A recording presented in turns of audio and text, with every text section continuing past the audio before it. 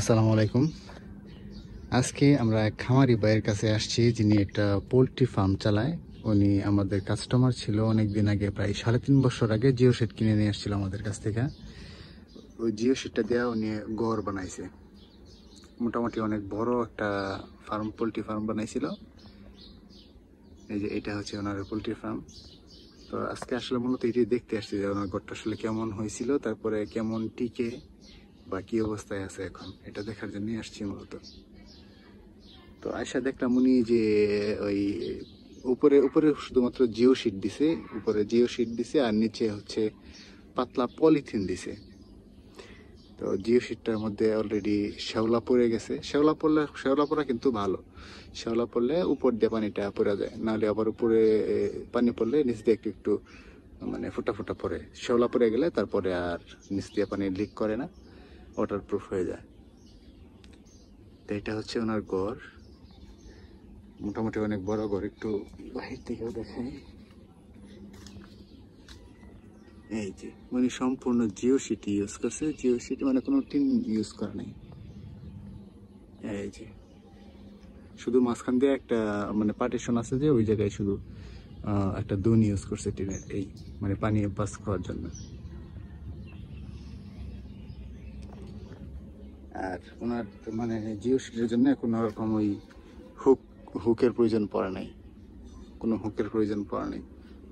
আর এই জিও শিটগুলা মানে এটা বিজে কোম্পানির জিও শিট ছিল। তো এই বিজে কোম্পানির জিও শিট অনেক স্ট্রং, কোনো হুকের প্রয়োজন হয় না। আপনি যেভাবে বাঁধেন ওইটা ছুটবে না বা ফাঁকাও হয়ে যাবে না।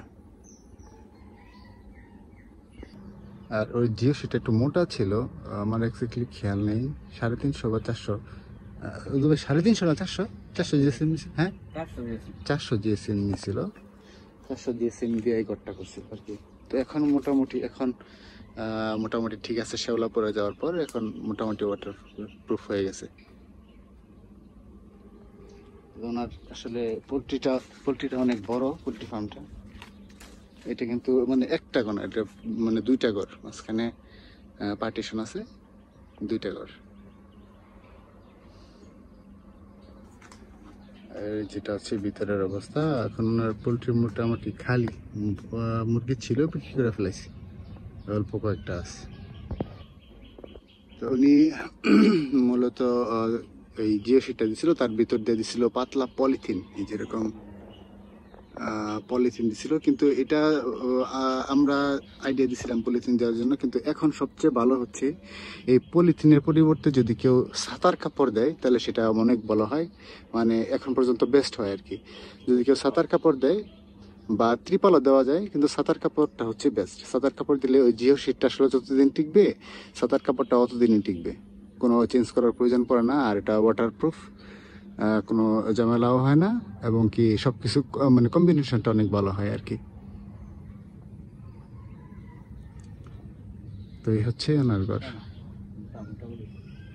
মোটা মোটা করে। আচ্ছা হ্যাঁ, এর মানে দেওয়ার 3টা অপশন আছে। একটা হচ্ছে পলিথিন, এই যে পুরো ঘরে দিতে হয় আর কি। এটা হচ্ছে লিরা কোম্পানি, লিরা কোম্পানির পলিথিন, মোটা পলিথিন। আমি একটু ভুল বলছিলাম, আগে বলছিলাম পাতলা, না মোটা পলিথিন। কিন্তু 3টা অপশন আছে, একটা হচ্ছে পলিথিন, আর একটা হচ্ছে ত্রিপাল, আর একটা হচ্ছে সাতার কাপড়। যদিও সাতার কাপড় ব্যবহার করা একটু এক্সপেন্সিভ, কিন্তু বেস্ট, মানে এটা ইউজ করাটা একবারে পারফেক্ট। আর যাদের বাজেট কম, মানে খরচ কমাতে চান, তারা এরকম পলিথিন বা ত্রিপল ইউজ করতে পারেন, কিন্তু সাতার কাপড় ইউজ করাটা হচ্ছে বেস্ট।